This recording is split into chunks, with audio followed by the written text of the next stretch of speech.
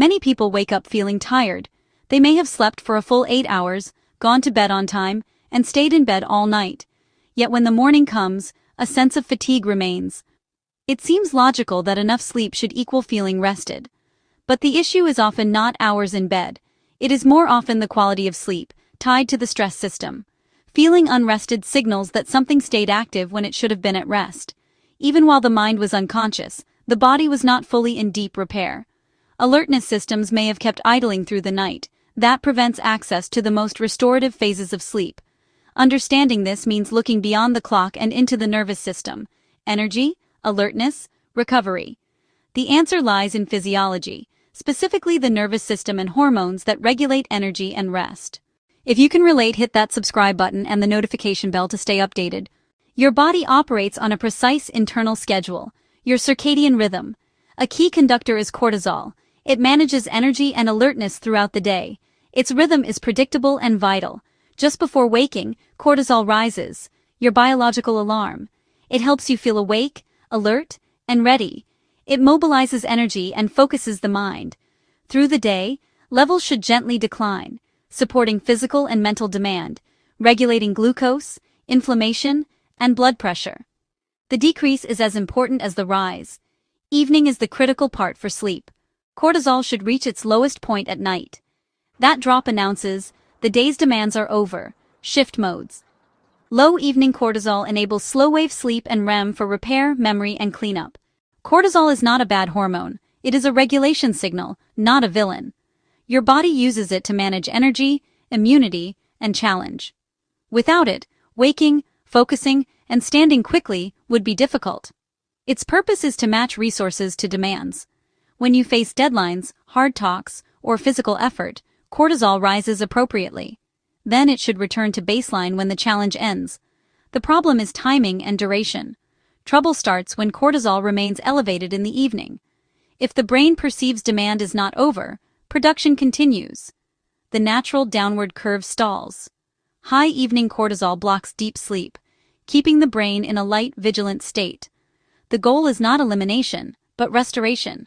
Support a morning peak and an evening decline so it works for you.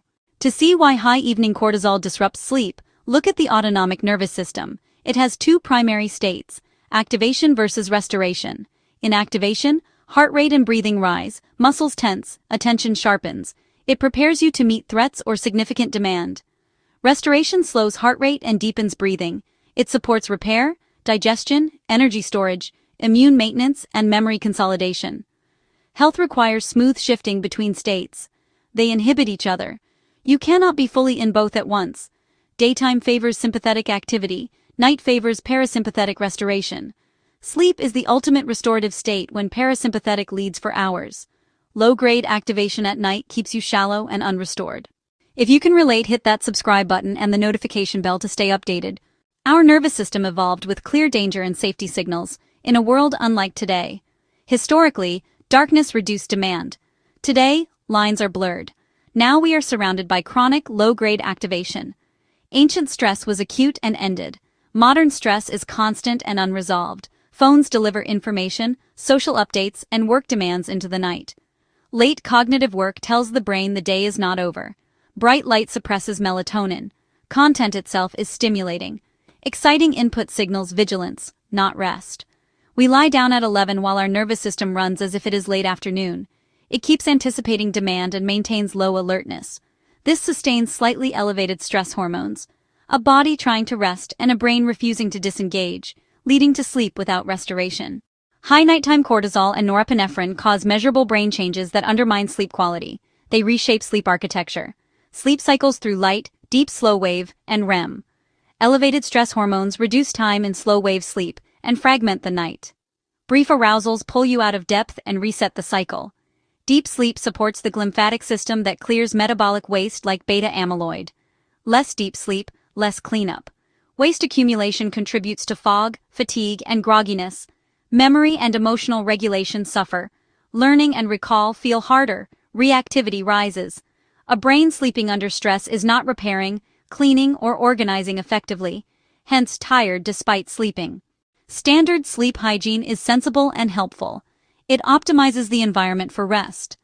But waking up tired often persists.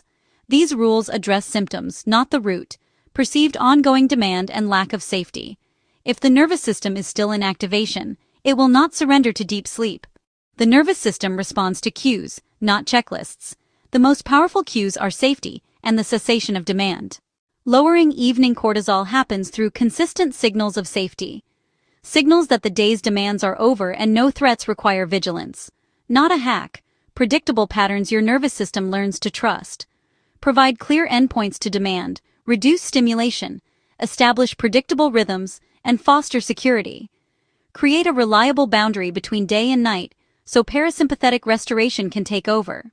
Work with your biology, reduce stimulation, create clear ends to demand. Let consistency, patience, and compassion guide your nights. Take care of your body. It's doing its best. What you've just heard isn't an isolated issue. Feeling tired even when you sleep is one expression of a much larger pattern. A pattern that shows up across health, psychology, parenting, focus, motivation, and emotional regulation. This is where Element 5 comes in. Element V exists to explore how modern life interacts with human biology and the nervous system, not through trends or quick fixes, but through understanding how the system actually works. At its core, Element 5 looks at 5 interconnected layers of human regulation: the body, the nervous system, energy and motivation, attention and cognition, and identity, how we function as humans in the environments we live in. Most modern approaches try to fix symptoms in isolation. Element 5 looks at patterns instead of problems. Because fatigue, anxiety, lack of focus, emotional reactivity, burnout, and even behavioral struggles in children often share the same root. A system that is constantly responding to demand, without enough space to restore. The goal of Element 5 is not optimization, it's alignment. Understanding how the human system evolved to function, and how modern environments quietly pull it out of rhythm. Across this channel, we explore these ideas through different lenses: health and biology, psychology and nervous system regulation, parenting and child development, and everyday adult life. Not to tell you what to do, but to help you understand what's happening. Because when you understand the system you're living in, you stop fighting yourself. And that changes everything.